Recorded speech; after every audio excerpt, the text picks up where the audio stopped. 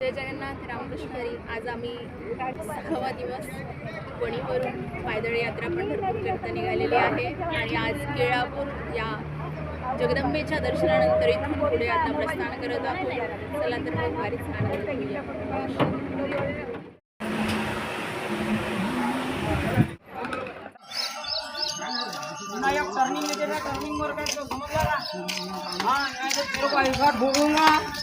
खींच खींच के मारूंगा